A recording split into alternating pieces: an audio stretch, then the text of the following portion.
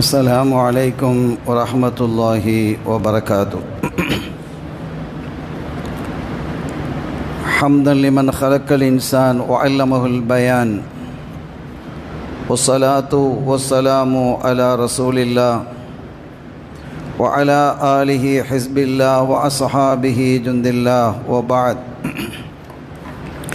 فقد قال الله تعالى في القرآن العظيم والفرقان المجيد: أعوذ بالله من الشيطان الرجيم، بسم الله الرحمن الرحيم.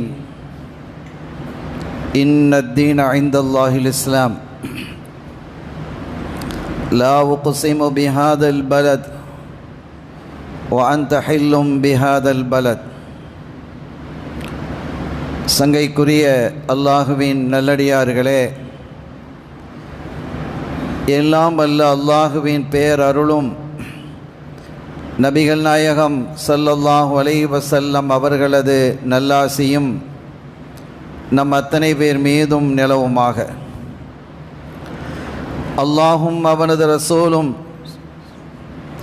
எந்தெந்த காரியங்களை எடுத்து நடக்க வேண்டும் என்று நமக்கு கட்டளையிட்டுள்ளார்களோ அவை அனைத்தையும் எடுத்து நடக்கவும், எவைகளை தவிர்ந்து நடக்க வேண்டும் என்று உத்தரவு பிறப்பித்துள்ளார்களோ அவை அனைத்தையும் தவிர்ந்து நடக்கவும் ஆரம்பமாக எனக்கும் உங்களுக்கும் நான் வசியத்து செய்து கொள்கிறேன். அல்லாஹ் தௌஃபீக் செய்வானாக.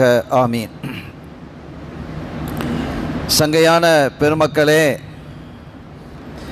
இன்றைய ஹுத்துபாவின் உரை மதீனாவும் மதீனா வாசிகளும் என்ற தலைப்பின் கீழ் இன்ஷா அல்லாஹ் அமையும். கடந்த உரையிலே நாம் மக்காவை குறித்தும் ஹஜ்ஜை குறித்தும் காபாவை குறித்தும் பேசினோம்.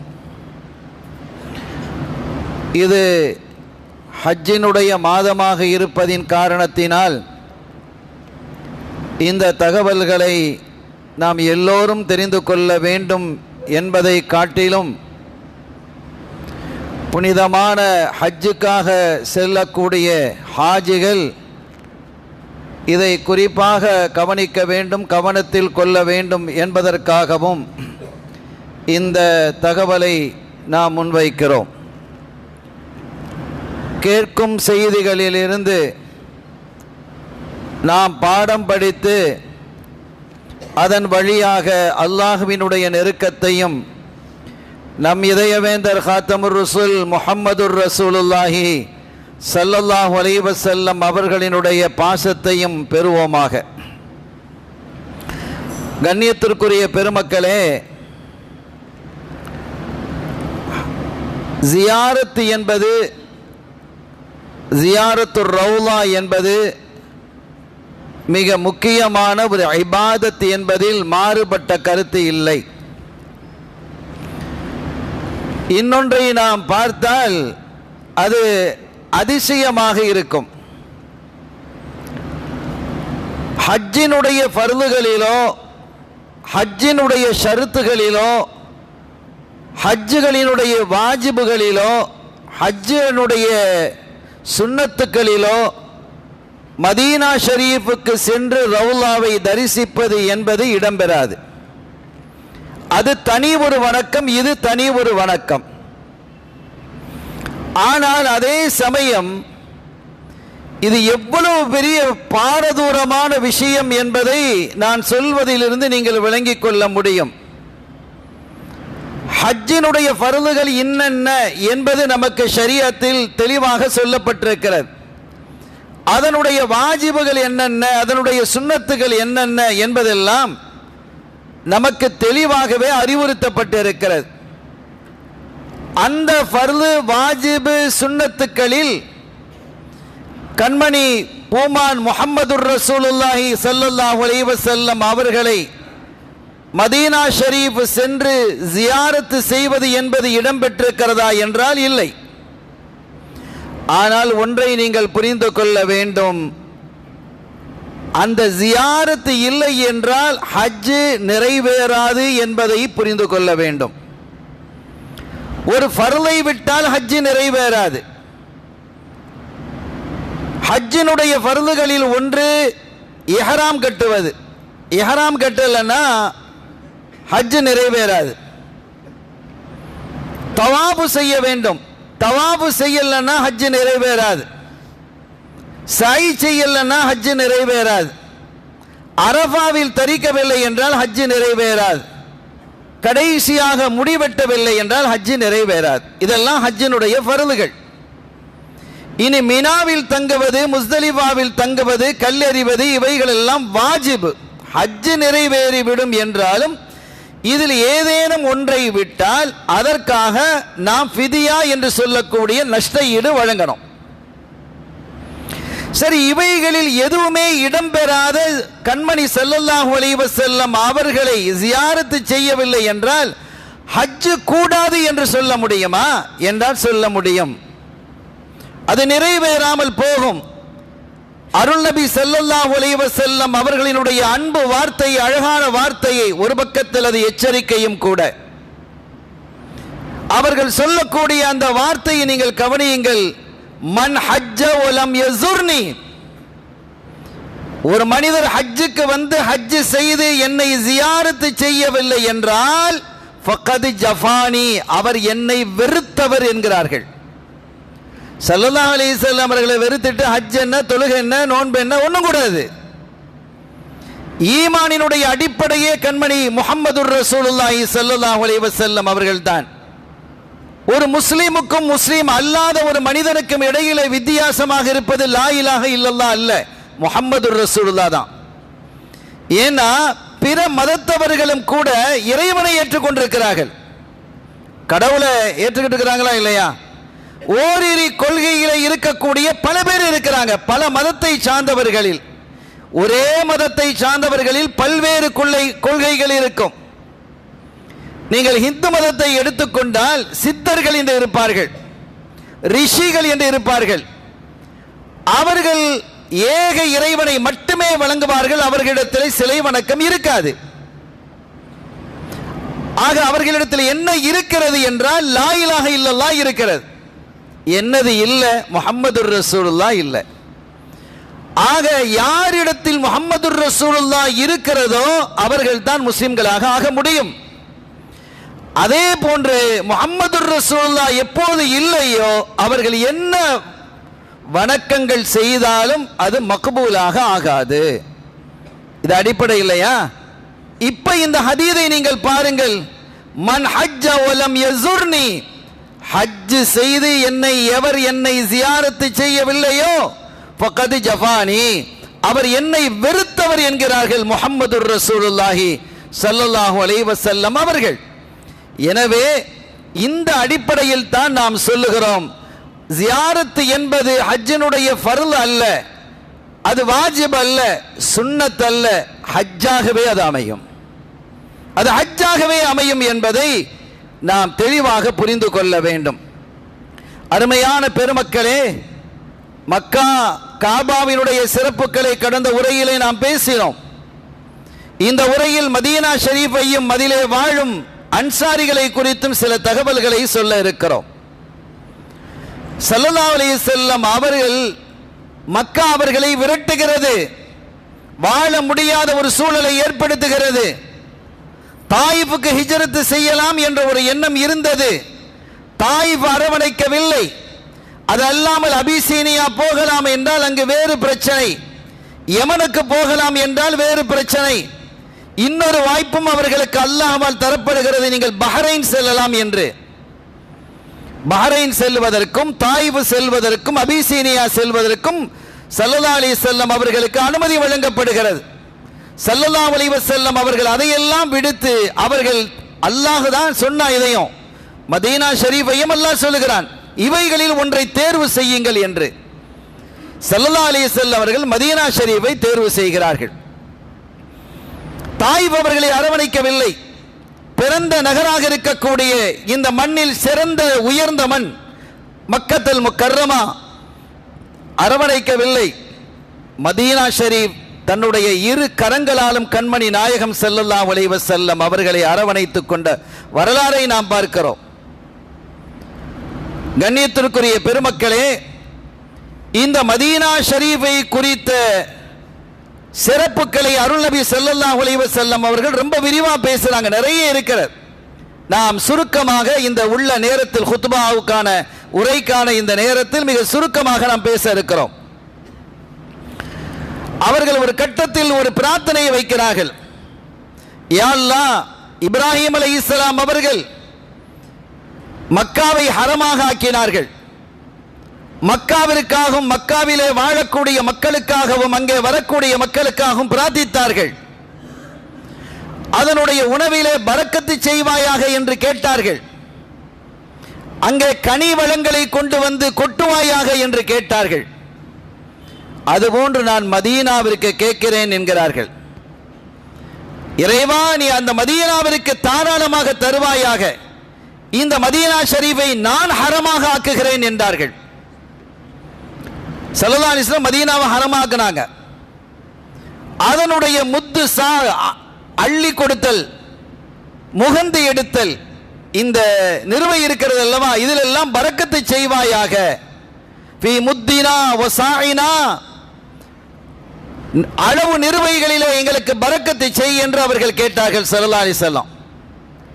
அதே மாதிரி நாங்கள் மக்காவை நேசிக்கிறோம், அது போன்ற ஒரு நேசத்தை மதீனாவிற்கும் மதீனாவையும் நேசிப்பதற்கு எங்களுக்கு பாக்கியம் செய்வாயாக என்று கேட்டார்கள்.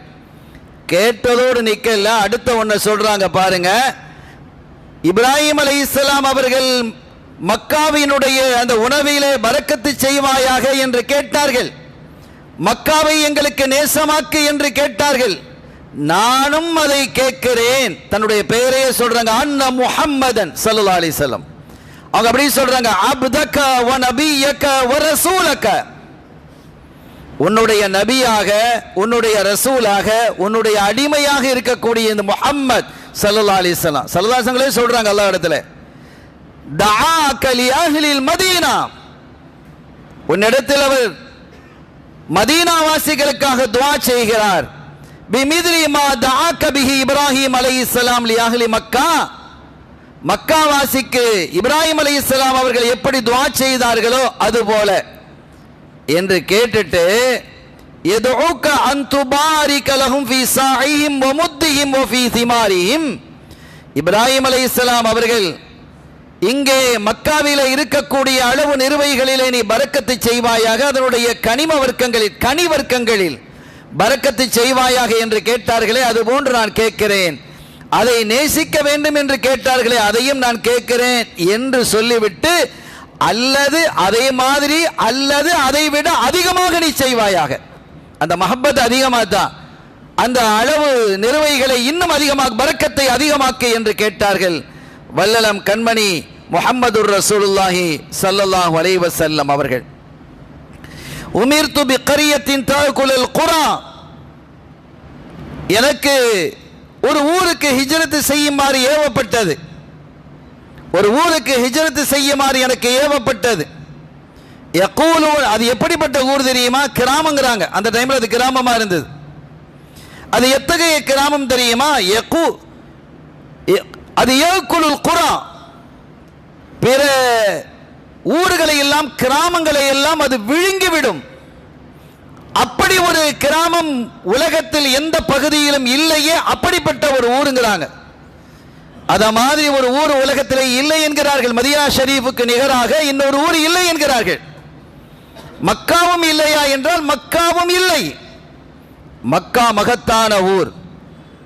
கண்மணி முஹம்மதுர் ரசூலுல்லாஹி ஸல்லல்லாஹு அலைஹி வஸல்லம் அவர்களுக்கு மிக பிரியமான ஊர்.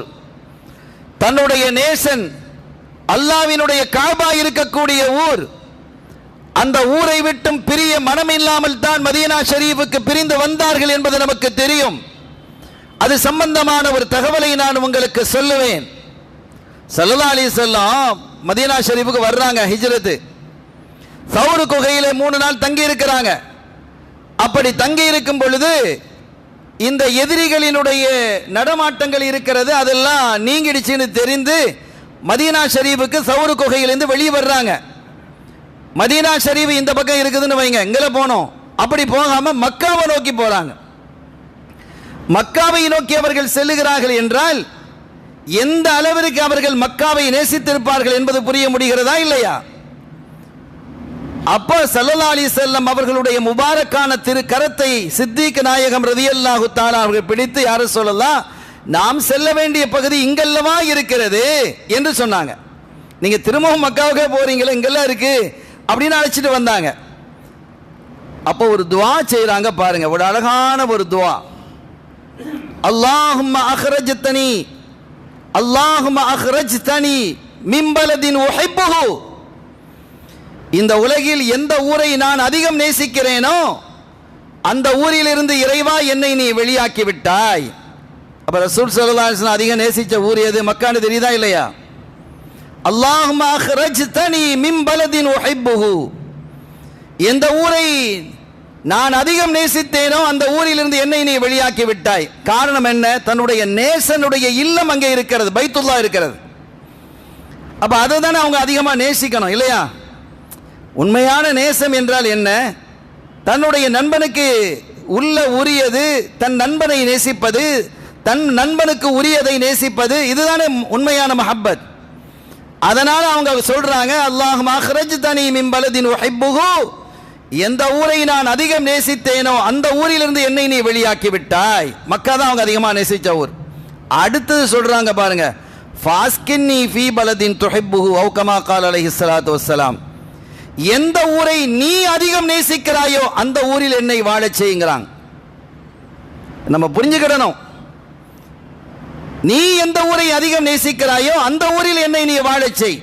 அப்ப அல்லாஹ் அதிகம் நேசிக்கிற ஊர் மதீனா. ஏன்? தன்னுடைய ஹபீப் இருக்கக்கூடிய ஊர் அது.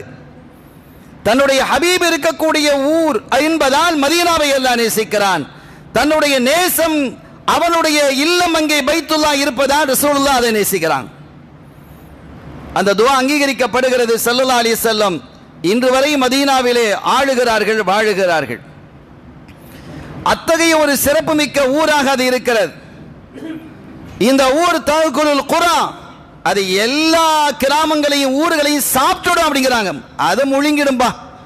அந்த தமிழ்ல கூட நம்ம சொல்லுவோம், அவ்வளோ பெரிய ஆளா, அட அவனையெல்லாம் இவன் முழுங்கிடுவான்பா அப்படின்னா முழுங்கிடுவானா? வாயால் முழுங்குறதா? இல்லை. அதையெல்லாம் விட சிறந்த ஒரு ஆற்றல் உள்ள நபருங்கிறத நம்ம சுட்டி காட்டுவோமா இல்லையா? அது அரபியிலும் இருக்கிறது. ஸல்லல்லாஹு அலைஹி வஸல்லம் சொல்றாங்க, தஅக்குலுல் குரா, ஊரில் இருக்க உலகில் இருக்கக்கூடிய அத்தனை ஊர்களையும் இது சாப்பிட்டு விடும். அப்படிப்பட்ட ஒரு அற்புதமான ஊர் என்கிறார்கள் முஹம்மதுர் ரசூலுல்லாஹி ஸல்லல்லாஹு அலைஹி வஸல்லம் அவர்கள் சொல்லிவிட்டு, யகூலூன யஸ்ரிப், இந்த ஊரை யஸ்ரிப் என்று சொல்லுவார்கள். மக்கள் என்ன செய்றாங்க? யஸ்ரிப் என்று சொல்றாங்க. இனிமேல் இது யஸ்ரிப் அல்ல, ஒஹியல் மதீனா. ஸல்லல்லாஹு அலைஹி வஸல்லம் வந்ததுக்கு பிறகுதான் அது மதீனான்னு பேரு. அதுக்கு முன்னால் அதுக்கு யஸ்ரிப் என்று தான் பெயர் இருந்தது. யஸ்ரிப் என்றால் நல்ல வார்த்தை அல்ல அது. அதனால் ஸல்லல்லாஹு அலைஹி வஸல்லம் அவர்கள் சொன்னார்கள், யாராவது இனிமேல் யஸ்ரிப் என்று சொன்னால், யாராவது மதீனாவை யஸ்ரிப் என்று சொன்னால், அது பழைய பேர், இனி யஸ்ரிப்னு சொல்லக்கூடாது. குர்ஆன்ல ஒரே ஒரு இடத்துல மட்டும் யஸ்ரிப் என்ற வார்த்தையை அல்லாஹ் உபயோகிக்கிறான். இனிமேல் யாரும் மதீனா ஷரீஃபை யஸ்ரிப் என்று சொல்லக்கூடாது. அப்படி யாராவது சொன்னால் ஃபல் யஸ்தக்ஃபிரில்லாஹ ஸலாதா, அஸ்தக்ஃபிருல்லாஹல் அலீம், அஸ்தக்ஃபிருல்லாஹல் அலீம், அஸ்தக்ஃபிருல்லாஹல் அலீம் என்று 3 தடவை அவர் சொல்ல வேண்டும் என்கிறார்கள் முஹம்மதுர் ரசூலுல்லாஹி ஸல்லல்லாஹு அலைஹி வஸல்லம். அந்த ஊரினுடைய பழைய பெயரை கூட நீங்க சொல்லக்கூடாதுங்கிறாங்க. அவ்வளவு கண்ணியமாக அந்த மதீனாவை நீங்கள் நாட வேண்டும், பார்க்க வேண்டும், அதை பற்றி நீங்கள் பேச வேண்டும் என்கிறார்கள் அருள் நபி முஹம்மதுர் ரசூலுல்லாஹி ஸல்லல்லாஹு அலைஹி வஸல்லம் அவர்கள் என்பதை நாம் இங்கே புரிய வேண்டும். அருமையான பெருமக்களே, இந்த மதீனா ஷரீஃபிற்கு நிறைய பெயர்கள் இருக்கிறது. குறிப்பாக 12 பெயர்கள் இருக்கிறதாக அறிஞர்கள் சொல்லுவார்கள். அத்தார், வீடு என்றால் அதுதான் வீடு.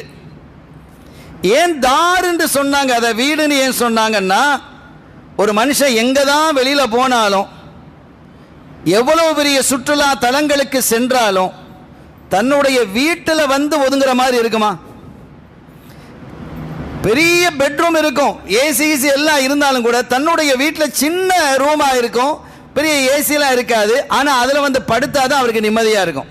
இது இயல்பாக மனித குணம். அது தன்னுடைய சொந்த வீட்டுக்கு வந்து ஒதுங்குவது மாதிரி இருக்காது.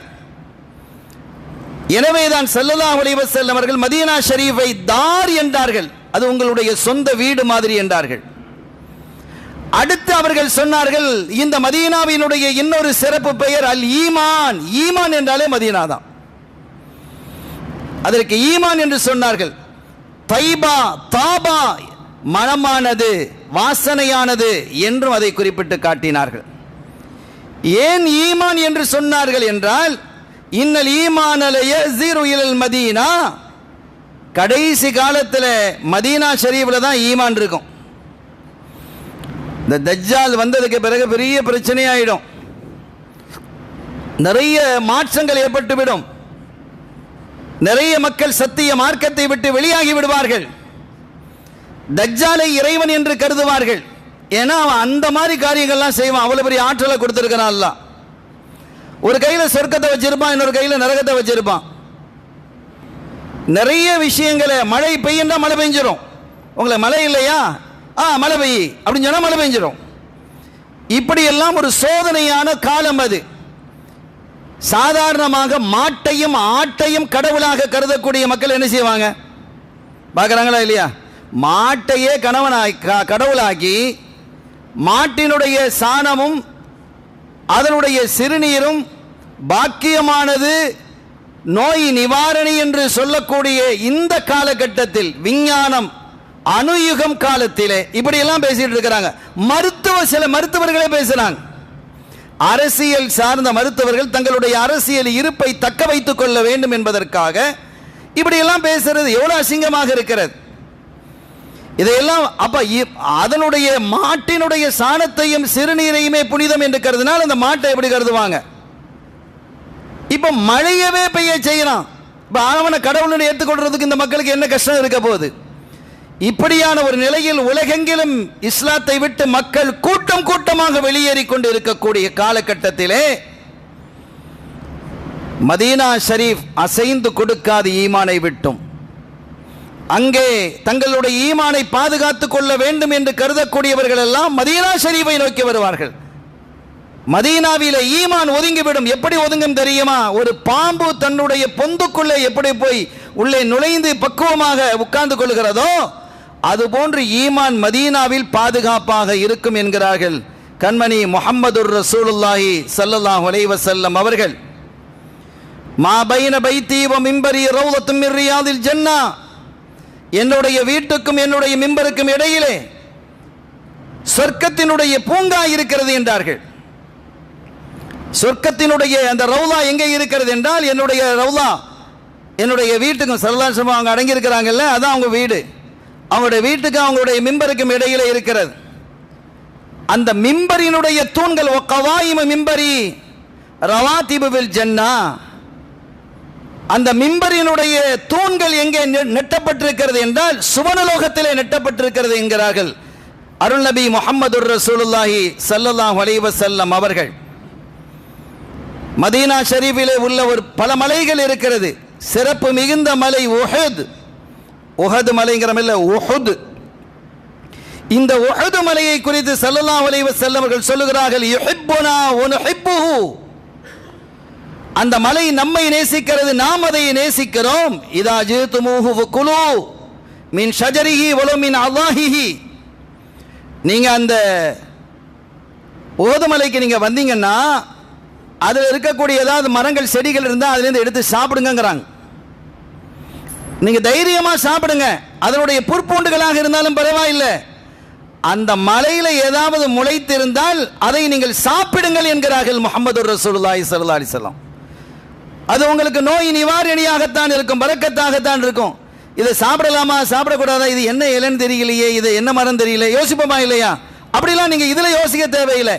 இந்த மலையில் எது முளைத்தாலும் அதை நீங்க சாப்பிடுங்க என்று சொல்லக்கூடிய அளவிற்கு மதீனா ஷரீஃபிலே இருக்கக்கூடிய அந்த மலைக்கு தனி அந்தஸ்து இருக்கிறது.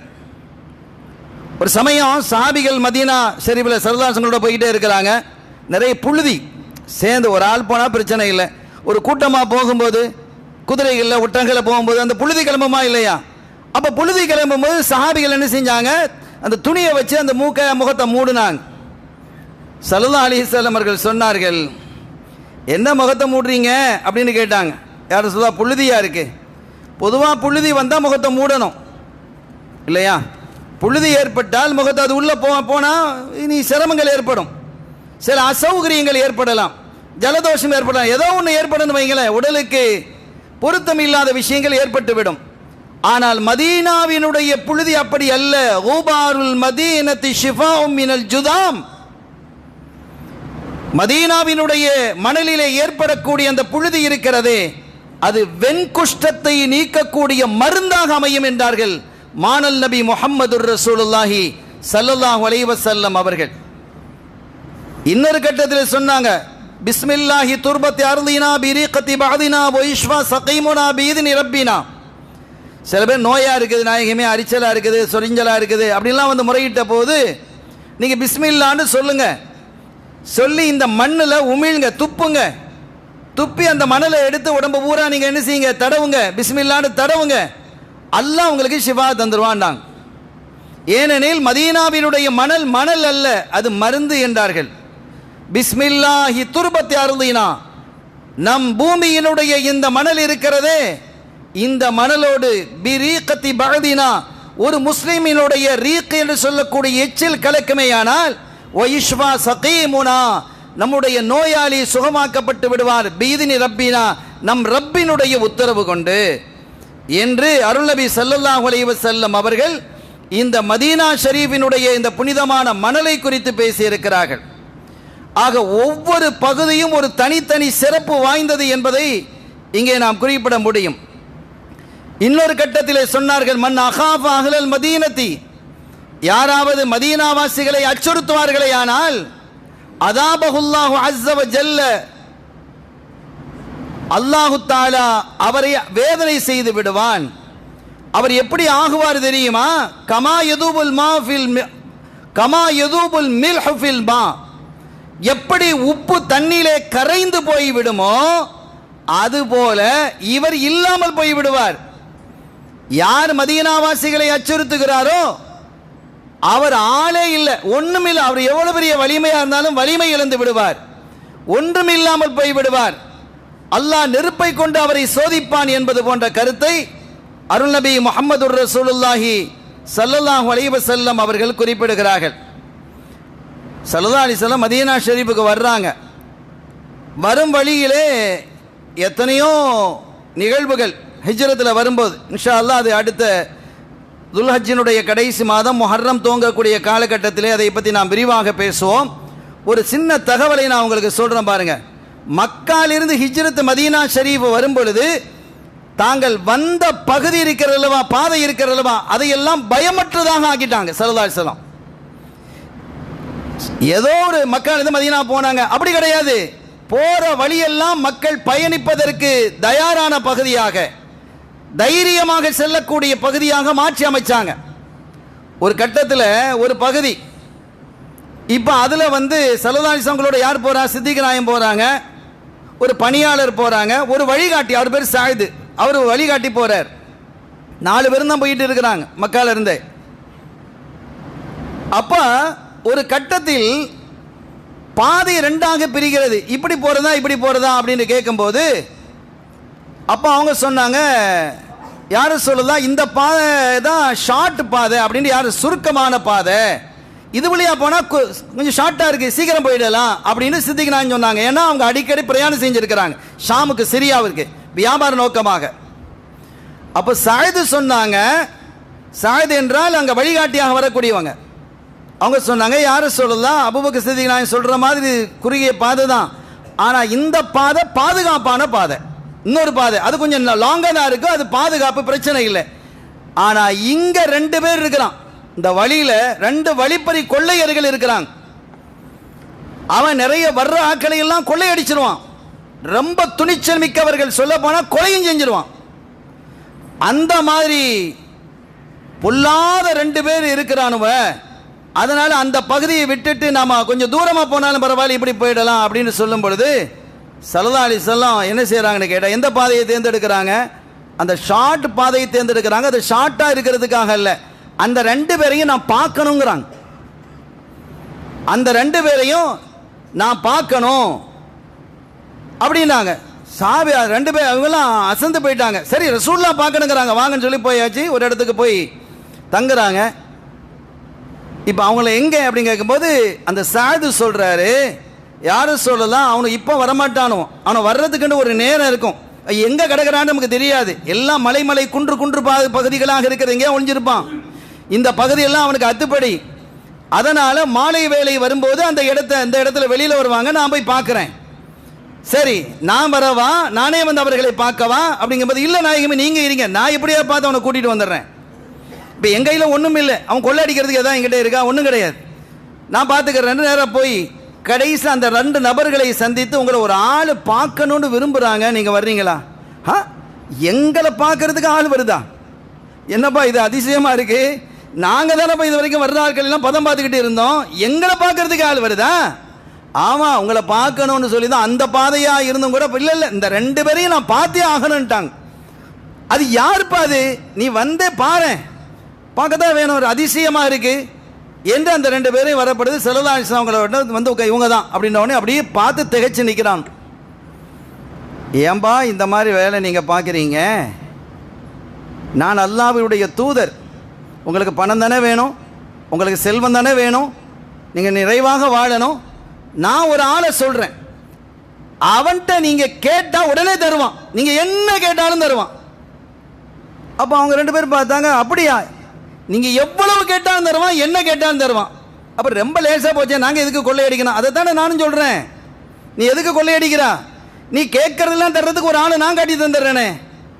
2 பேரும் சரண்டர் ஆகிட்டானோ. அது யார்? ஸல்லல்லாஹு அலைஹி வஸல்லம் இப்போ என்ன செஞ்சாங்க, ஆயத்துக்களை ஓதி காட்டினாங்க, தான் யாருன்னு சொன்னாங்க, ஆகிரத்தினுடைய நிலைமை பாக்கியம் என்னங்கிறத சொன்னாங்க, இந்த துனியா எப்படி அழிந்து போகும் என்பதையும் சொன்னாங்க. அப்படி கேட்டு அரண்டு போயிட்டு அவர் 2 பேரும் இஸ்லாத்தை ஏற்றுக்கிட்டு அவங்க சொன்னாங்க, யாரும் சொல்ல நாங்கள் இங்கே இருக்கிறோம், இந்த பாதையில் இனிமேல் யார் போனாலும் அவருக்கு நிம்மதியாக போனால் யாரும் அவங்களை இடையூறு செய்ய முடியாது. ஸல்லல்லாஹு அலைஹி வஸல்லம் இந்த பாதையை ஒழுங்குபடுத்துகிறாங்க. சொர்க்கத்தினுடைய பாதையை நமக்கு வகுத்து தந்த ஸல்லல்லாஹு அலைஹி வஸல்லம் மக்காவிலிருந்து மதீனாவிற்கு செல்லக்கூடிய பாதையையும் பயமற்றதாக ஆக்கி வைத்தார்கள். கமீம்ன்ற ஒரு இடம், அதை தாண்டி போகும்போது கமீம்ன்ற ஒரு இடம், அதில் புரைதாங்கிறவர் ஒருத்தர் வர்றார். அவர் வந்து பார்க்குறாரு, நீங்கள் யார்? நான் அல்லாஹ்வின் தூதர். ஸல்லல்லாஹு அலைஹி வஸல்லம் அவங்களுக்கு போதனை செய்ய செய்ய அவருடைய உள்ளத்திலே மாற்றம் ஏற்பட்டு அவங்க சொன்னாங்க, யார் சொல்லலாம், நான் இஸ்லாத்தை ஏற்றுக்கிறேன். நான் மட்டுமில்லை, இந்த பாக்கியம் என்னுடைய சமூகத்தை சார்ந்த 80 குடும்பத்தார்கள் இருக்கிறாங்க, 80 குடும்பத்தார்கள் இருக்கிறாங்க, அவங்களுக்கு இந்த பாக்கியம் கிடைக்கணும் இந்த பகுதியில் என்று சொல்லிவிட்டு, அப்ப நாங்க வரவா, நீங்க வரவான நாயகமே, நான் அவ்வளவு பேரையும் கூட்டிட்டு வர்றேன் என்று அந்த 80 குடும்பத்தாரையும் கூட்டிட்டு வரும்போது இஷாவுடைய நேரம், அவ்வளவு பேரும் இஸ்லாத்தை ஏற்றுக்கொண்டார்கள். ஸல்லல்லாஹு அலைஹி வஸல்லம் அவர்கள் இஷாவை ஜமாத்தாக தொழ வச்சாங்க. மதீனாவாசிகளுக்கு கூட அது கிடைக்கல. முதல் ஜமாத், ஸல்லல்லாஹு அலைஹி வஸல்லம் ஜமாத்தை நிறைய தொழுதிருக்கிறாங்க மன்சாரிகள், ஆனால் முதலாவதாக ஸல்லல்லாஹு அலைஹி வஸல்லம் அவர்களுக்கு பின்னால் நின்று ஜமாத்தாக தொழக்கூடிய வாய்ப்பை அந்த கமீமில் உள்ள அந்த கோத்திரத்தார் பெறுகிறார்கள், அந்த 80 குடும்பத்தாரும். இப்படி அந்த பகுதி முழுவதும் பயமற்றதாக ஆக்கி வைத்தார்கள் ஸல்லல்லாஹு அலைஹி வஸல்லம். மதீனா ஷரீஃப் வந்த போது நம்ம எல்லாருக்கும் தெரியும், எல்லா அன்சாரிகளும் எங்க வீட்டில் வந்து தங்குங்க, எங்க வீட்டில் தங்குங்க, எங்க வீட்டில் தங்குன்னு கெஞ்சுறாங்க. ஸல்லல்லாஹு அலைஹி வஸல்லம் ஒட்டகத்தை அவுத்து விட்டுட்டாங்க, அது யார் வீட்டு முன்னால படுக்குதோ அவங்க வீட்டில் தங்கிறது அப்படின்னு முடிவு செஞ்சுட்டாங்க. இது எல்லாம் நமக்கு தெரியும். அந்த ஒட்டகம் அபூ அய்யூப் அல் அன்சாரி ரலியல்லாஹு தஆலா அன்ஹு அவர்களுடைய இல்லத்துக்கு முன்னால போய் படுத்தது. இது நமக்கு தெரியுமா இல்லையா? இது நமக்கு தெரியும். அபூ அய்யூப் அல் அன்சாரி ரலியல்லாஹு தஆலா அன்ஹு அவர்களுடைய வீட்டுக்கு முன்னால போய் அந்த ஒட்டகம் படுத்துக் கொண்டது. உண்மையிலேயே அந்த வீடு என்ன வீடு அப்படின்னு கேட்டா, பல 100 வருஷங்களுக்கு முன்பாக அந்த பகுதியிலே துப்பா என்ற ஒரு மன்னர் இருந்தார். அவர் வந்து நாடு பிடிக்கிறவர், உலகம் முழுவதையும் தன்னுடைய கையின் கீழ் ஆட்சியின் கீழ் கொண்டு வர வேண்டும் என்று விரும்பியவர் துப்பா மன்னர். அவர் மதீனாவை வந்து பிடிக்கும் போது பிடிக்க முடியல. இதுல பெரிய வேடிக்கை என்னன்னா, காலையில பூரா சண்டை மதீனாவாசி, ஆனால் இவருடைய படை வலிமையான படை, காலையில பூரா சண்டை நடக்குது, ராத்திரி சண்டை போட மாட்டாங்க அன்றைய காலத்தில். இன்றைய காலமாக அது என்ன சமமாக இருந்தாலும் மிஸ்ஸில் அனுப்புகிறான். அன்றைய காலத்தில் அது ஒரு முறை இருந்தது, இரவு சூரிய அஸ்தமித்து விட்டால் சண்டை நின்றுடும், ராத்திரி நேரம் இருக்கும். மதீனாவாசிகள்லாம் உணவு கொடுத்து விடுறாங்க, சாப்பாடு கொடுத்து விடுறாங்க. விருந்தாளியா வந்திக்கிறதுலாம் ஊரை பிடிக்கிறதுக்கு வந்திருக்கிறான், அழிக்க வந்திருக்கிறான், அவனுக்கு சாப்பாடா. மன்னர் பார்த்தாரு, என்னடா இது வித்தியாசமாக இருக்குது, சாப்பாடு கொடுத்து விட்றான், விஷம் வச்சிருக்க போகிறானா அப்படின்ட்டு. அப்போ அங்கிருந்த 400 அறிஞர்கள், வேதத்தை படித்த உலமாக்கள் சொன்னாங்க, ஒருபோதும் இந்த மக்கள் செய்ய மாட்டார்கள், இந்த மக்களுடைய தன்மை இப்படி என்று சொல்லி அந்த மதீனாவினுடைய சிறப்பை சொல்லிவிட்டு அது குறித்து வேதங்களில் என்ன சொல்லப்பட்டிருக்கிறது என்பதையும் சொல்லிவிட்டு அவங்க சொன்னாங்க, மன்னரே இந்த ஊரை நாங்கள் இப்போதான் பார்க்கிறோம், ஆனா வேதத்தில் இருக்குது, இப்ப நாங்க பார்த்துட்டு இந்த கடைசியாக வரக்கூடிய நபி இங்க தான் ஹிஜ்ரத் வருவாங்க, அதனால இங்கேயே நாங்க தங்குறோம் என்று சொன்ன பொழுது அந்த மனிதர் அந்த மன்னர் என்ன செய்தார் தெரியுமா? ஒரு வீட்டை கட்டி 400 பேருக்கு 4 வீட்டை கட்டி எக்ஸ்ட்ரா ஒரு வீட்டை கட்டி அந்த வீடை ரசூலுல்லாஹ்வுக்கு கட்டினார். ஸல்லல்லாஹு அலைஹி வஸல்லம் அவர்களுடைய வீடு. அது வாரிசாக யார் கையில் வந்து சேர்ந்தது? அபூ அய்யூப் அன்சாரி ரலியல்லாஹு அன்ஹுடைய கையில் வந்தது. அப்ப அந்த வீடு ரசூலுல்லாஹ்வுடைய வீடு. அதுல தான் யார் இருக்கிற? அபூ அய்யூப் அன்சாரி இருக்கிறாங்களே தவிர அபூ அய்யூப் அன்சாரி ரலியல்லாஹு அன்ஹு வீட்டில் யார் இருக்கல்ல? ஸல்லல்லாஹு அலைஹி வஸல்லம் இருக்கல்ல. ஸல்லல்லாஹு அலைஹி வஸல்லம் வீட்டில் தான் அபூ அய்யூப் அன்சாரி இருந்திருக்கிறாங்க. அந்த அரசர் அப்பவே ஈமான் கொண்டு ஒரு கடிதம் ஒன்று எழுதுகிறார், கவிதையாக. யாருக்கு? ஸல்லல்லாஹு அலைஹி வஸல்லம் அவங்களுக்கு அப்பவே எழுதி வைக்கிறார். எழுதி தன்னுடைய அங்க யாரு பொறுப்பு கொடுக்கிறாரோ வாழையடி வாழையாக உங்களுக்கு பிறகு யார் வந்தாலும் அதை அவங்கள்ட்ட கொடுத்துடணும். ஒருவேளை என்னுடைய வயசு நீளமாகி அவங்களுடைய காலத்தில் வாழக்கூடிய பாக்கியம் எனக்கு கிடைத்தால் நான் என்ன செஞ்சுக்கிடுவேன்? நானே போய் கொடுத்துருவேன். ஷஹித்து அலா அஹ்மத ரசூலுல்லாஹி பாரி நஸம், நான் சாட்சி சொல்கிறேன் அல்லாஹ்வின் திருத்தூதர் பாரியுன் நஸம், இந்த மக்களை படைத்து பரிபோஷிக்கக்கூடிய அல்லாஹ்வினுடைய திருத்தூதராக ஸல்லல்லாஹு அலைஹி வஸல்லம் அவர்கள் இருக்கிறார்கள். அந்த அஹ்மத் ஸல்லல்லாஹு அலைஹி வஸல்லம் அவர்கள் இருக்கிறார்கள்.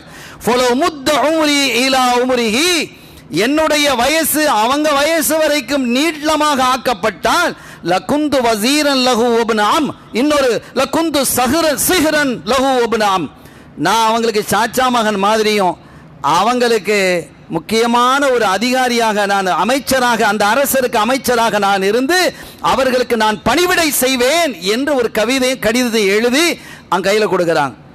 அத்தகைய ஒரு அற்புதமான ஊர் தான் மதீனா ஷரீஃப். அந்த மதீனாவிலே வாழ்ந்த அன்சாரிகளினுடைய சிறப்பை பற்றி சொல்வோம் என்று குறிப்பிட்டோம். அதற்கான கால அவகாசம் இல்லை. அருமையான பெருமக்களே, இத்தகைய சிறப்பும் மகத்துவமும் மாண்பு மிக்க அற்புதமான அந்த ஊருக்கு ஏன் இந்த சிறப்பு கிடைத்தது என்றால் வல்லல் ஸல்லல்லாஹு அலைஹி வஸல்லம் வர்றதுனால தான். மதீனா ஷரீஃபுக்கு வராமல் அவங்க யமனுக்கு போயிருந்தா அந்த சிறப்பு யமனுக்கு தான் போயிருக்கும். அங்க போகாம தாயிஃபுக்கு போயிருந்தால் தாயிஃபுக்கு கிடைச்சிருக்கும், பஹ்ரைன் போயிருந்தால் பஹ்ரைன் கிடைச்சிருக்கும், அபிசீர் எங்க போனாலும் அவங்களுக்கு கிடைக்கும் அந்த ஊர். எனவே ஸல்லல்லாஹு அலைஹி வஸல்லம் அவர்களுடைய வருகையால் மதீனா ஷரீஃப் மகத்தான பாக்கியம் பெற்றது.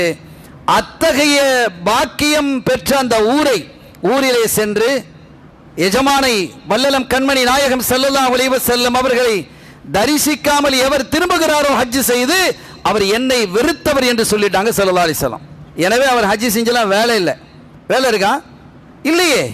எனவே தான் நாம் சொன்னோம், ஹஜ்ஜினுடைய ஃபர்லாக வாஜிபாக சுன்னத்தாக ஜியாரத்து நபி ஸல்லல்லாஹு அலைஹி வஸல்லம் அவர்களுடைய அந்த ஜியாரத்து இல்லை என்றாலும் ஹஜ்ஜாகவே அது அமைகிறது என்பதை புரிந்து கொண்டு புனிதமான ஹஜ்ஜை நோக்கி செல்லக்கூடியவர்கள் அந்த புனிதமான மண்ணிலே அதிகம் ஸலவாத்துக்களை சொல்லி மிக அதபோடு நடந்து கொண்டு அந்த மண்ணிலே வாழக்கூடியவர்களையும் வந்தவர்களையும் கண்ணியப்படுத்தி ஸல்லல்லாஹு அலைஹி வஸல்லம் அவர்களுடைய பிரியத்துக்கு உரித்தானவர்களாக தாயகம் திரும்பி வருவதற்கு அல்லாஹ் தௌஃபீக் செய்வானாக. அவர்களுடைய ஹஜ் உம்ரா ஜியாரத்தை அல்லாஹ் கபூல் செய்வானாக. புனிதமான அந்த ஹஜ்ஜை மேற்கொள்ளக்கூடியவர்களுக்கு முழுமையான ஆஃபியத்தையும் ராஹத்தையும் சலாமத்தையும் அல்லாஹ் வழங்கி அருள்வாளிப்பானாக. பிஹக்கி ஹபீபிஹி ஸல்லல்லாஹு அலைஹி வஸல்லம். எல்லாம் வல்ல அல்லாஹ்வின் அருளையும் ஸல்லல்லாஹு அலைஹி வஸல்லம் அவர்கள் ஷஃபாத்தையும் பெறுவோமாக. وآخر دعوانا الحمد لله رب العالمين والسلام عليكم ورحمة الله وبركاته.